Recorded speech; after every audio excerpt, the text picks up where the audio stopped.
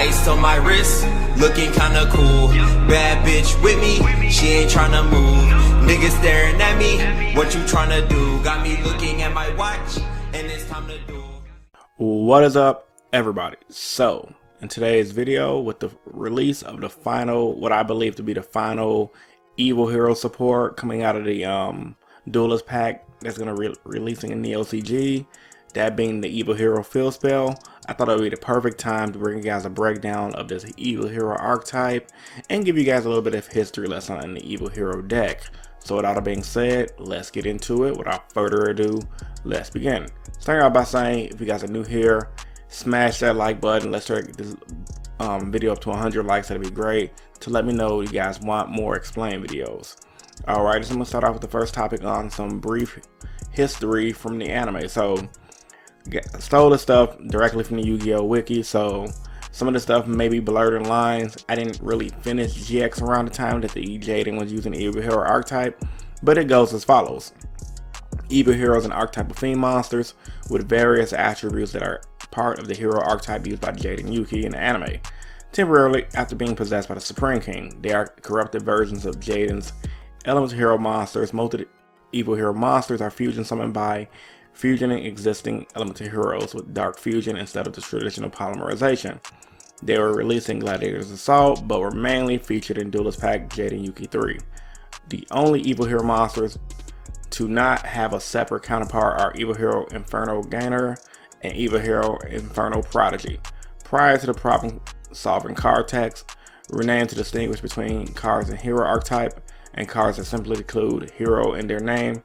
Cards that support the hero archetype in the OCG instead supported Elemental Hero, Destiny Hero, Evil Hero as a group in the TCG. Masked Hero and Vision Hero had not been released in the TCG at that time. This was the only time Evil Hero was treated as an archetype before being released in the first support of Duelist Pack Legend 5. So that's giving you guys a quick breakdown of where this archetype actually came from. I'm pretty sure all of you guys that are GX fans like me knew this came from an anime, of course, but for you guys that did not know, this is pretty much going to help you guys out. Now I'm going to go over some of the cards in detail, reading what they do, give you guys my thoughts on them. I'm not going to go over every evil hero card because there's a lot of bad ones.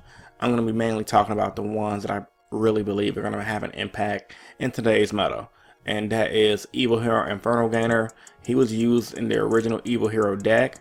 Effect pretty much reads, during your main phase 1, you can banish him to target one fiend monster you control. That target can make a second attack. And then during your second standby phase after you use that effect, you can special summon him in attack mode. He's good because after you go for your Dark Fusion play and or after you go for your Dark Calling play and bring out your Fusion, you give your Fusion a double attack. I personally think he's worth running as a one-of in the deck. I wouldn't run no more than one. You guys can kind of pick your poison on how you want to go about it. Looking into how players used to play the deck, going back to old Pojo forms and things of that nature, most players ran 2 to 3. I think he's worth running run because he kind of is a dead draw when you think about it. Next up, Evil Hero Sinister Necrom. Now, this is one of the new ones that are going to be released in the Duelist Pack 22. So more than likely we'll be getting this around, I'm thinking September or August, depending on how Konami want to spin it in the TCG. This card is really good. You can banish this card from your graveyard, special summon one evil hero monster from your hand or deck, except Sinister Necrom. You can only use this effect of Sinister Necrom once per turn. So for you guys that are familiar with the archetype, Dark Fusion allows you to fusion something from your hand and field, similar to polymerization. You fusion with this guy from your hand with an Infernal Gainer or whatever material you have. You banish him, special summon an Infernal Gainer, and give your fusion an ability to attack twice. That's pretty huge. Next up, Evil Hero Aduster Gold. You can discard this card, add 1 Dark Fusion, or 1 card that specifically lists Dark Fusion in its text from your deck to your hand, except Evil Hero Aduster Gold. You can only use this effect of Evil Hero Aduster Gold once per turn. It cannot attack unless you control a fusion monster. Very solid. You definitely want to run through this. This is your consistency card. I really like what they did with this, making the Evil Hero more of an archetype of how it used to be. Yeah, shout outs to Konami. They just did. This is perfect. Like, you can search for fusion. This is what heroes as a deck need to be consistent in today's meta. So really liking it. Next up, Evil Hero Dark Gaia. Now, to be honest with you, he's a little dated. However, I think he was worth mentioning as a card that may potentially be used in the future, because he was a card that was used in the past, and with the way the deck was ran in the past, I can see some of the veteran players who built this deck having him at least in the deck as a one-of, depending on how the meta goes. Once again, must be special summon when Dark Fusion, and cannot be special summoned by other ways. The original attack of this card is equal to the combined original attack of fusion materials used to fusion summon it. When this card declares an attack, you can change all defense position monsters your opponent controls to face up attack position. Flip effects are not activated at this time. So for its time, when it first came out like 10 years ago, this card was huge. It pretty much did a lot of damage at locals, somewhat under regional level, but I'll get more into that later. Very solid. Next up. Now, this is the guy, the creme de la creme, the modernized version of Dark Gaia. This is the fusion that everyone's going to be using with this deck. Requires one evil hero monster and one level 5 or higher monster. Must be special summoned by Dark Fusion. Cannot be destroyed by battle or by card effects during your main phase. You can activate this effect. You cannot declare attacks for the rest of the turn, except for attacks with hero monsters, of course. Also, destroy as many monsters your opponent controls with attack less than or equal to this card, and if you do, he gains 200 attack for each destroyed monster. So obviously he's a game ender. Usually if your opponent brings the card out, you win. And this lets me know that Konami really wants to push the hero deck to be a quick, swift OTK type of deck, which is what I'm liking. They're quick, fast, in a hurry. They get right in your face, no Vaseline. So really good. Yeah, you definitely gonna want to replace some. I mean, you can probably run Dark Gaia, but there's really no point with the updated version of Dark Gaia. Just Dark Gaia was mentioning for history purposes.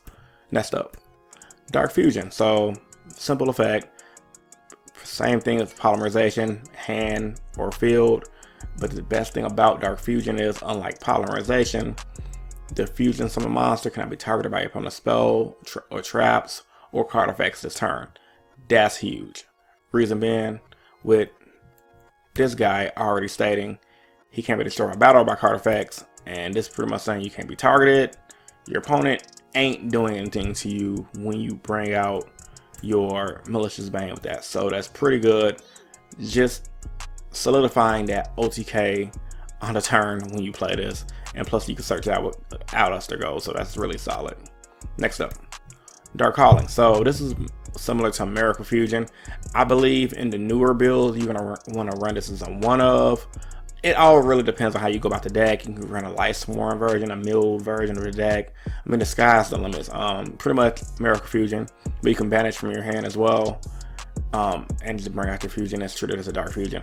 A lot of the original builds from back in the day actually ran this card in 2 to 3s.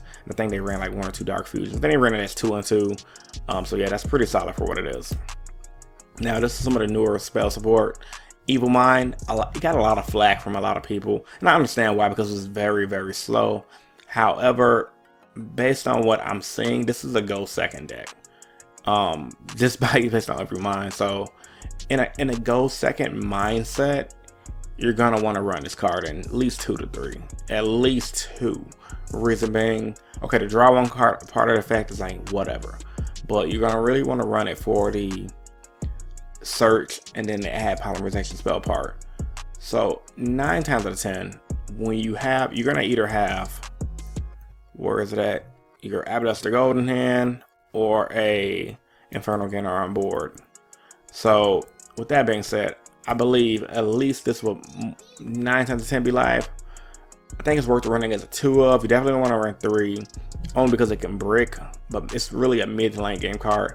Heck, you guys can even get away with a 1-of. So don't count it out. I won't be surprised if people who build this deck run it as a 1-of. It's a solid top deck, and yeah, you can only activate 1 of the effects. It'd be baller if you can get all 3 of the effects. But yeah, solid card. I like it a lot. 1-of for sure. Yeah, it's a dead draw, but at 9 times out of 10, you're gonna be at least drawing 1 with it. The only thing that sucks about it, you have to control a fiend, which shouldn't be too hard, but you can never know. And then the one that got released today, Supreme King Castle. The image of it right here is kind of faded, but you can fusion summon a fusion monster that must be special summoned with Dark Fusion with the effect of a card not named Dark Fusion. Okay, pretty whatever. Second effect, once per turn during damage calc, if your fiend battles an opponent's monster, you can send one evil hero from deck or extra deck to the graveyard. Your battling monster gains attack equal to that of the sent monster's level times 200 until the end of the turn. So essentially you're going to be gaining 1,000 because of your Sinister Necrom, because you're going to want to send him. Now, I couldn't really verify it. I'm wondering if he's a quick effect. If he's a quick effect, that's going to be huge, because you could just banish him on your opponent's turn and special summon an evil hero from your deck. So I think I like that. That's pretty solid. I think the field spell, in all honesty, is worth running as at least a 2-of. That battle damage calc could be useful. But yeah, worth tinkering with, 1-of at most. Play with it, see how you guys like it for building the future builds of the deck. Now I'm going to do a little brief history lesson on how the deck used to play. Based on my research, once again, every locals, every meta must have been different. I vaguely remember it being ran with the Demise OTK, but based on going online, people did run it with the Demise OTK deck. Demise OTK being a pretty much old Chaos deck that brought out the monster Demise that pay 1,000 blow up board. That kind of effect is not that relevant nowadays, but back then it was pretty good wiping board. So it was mainly ran with the Demise deck. I'll have a actual video playing on the screen while I'm talking, showing you guys how quick and fast and easy OTK back in the earlier meta of 2009 and 2010. It was very roguish. It was never a meta deck, to say the least. And I believe after doing a lot of research and going on Zodiac Duelist and asking people, the deck only has one regionals top 16 back in 2016, and it was mainly with an Infernal 8 variant. So the Infernal pretty much tagged Dark Calling to bring out the Dark Gaia. So I don't know if you really want to call it a hero deck, but I just thought it was worth mentioning for the sake of the video. What's to come? So tell me what you guys think about how powerful the deck is. I see some people saying it has potential. A lot of people are saying the deck is kind of like in the middle of being bad and roguish. I think it's in the middle. I'm on the side of things in the middle. I don't think it's gonna be the best thing since sliced bread, because it all depends, like I said right here, all depends on the current meta of what's going on. Like if you take these evil hero cards and put it in the meta now, I don't think it's gonna be able to do a damn thing against negate, break my board. Like this deck cannot break boards whatsoever. However, while on Pojo, one hero player recommended using these cards with kaijus, so that's something you guys can think about. I'm going to show you guys another clip right here from a YouTuber I found by the name of Harpy Duelist. Check him out, subscribe for more. I probably have this video linked down in the description below. He showed off some pretty cool combos with the hero stuff, and he's a smaller tuber, so I thought it was worth shouting him out and showing what he came up with in this quick little video clip right here. So man, with all that being said, yeah man, this is InnovationYGO, bring you guys some of the evil hero support, going over the stuff in detail and going over some history. If you guys want more videos like this, like I said, subscribe for more and smash that like button. Alright man, so once again, this is InnovationYGO, bringing you guys a spicy Yu-Gi-Oh video, and I'm signing out. Peace and stay innovative, guys. Deuces, and I'm extremely tired, so thank you for watching. Peace.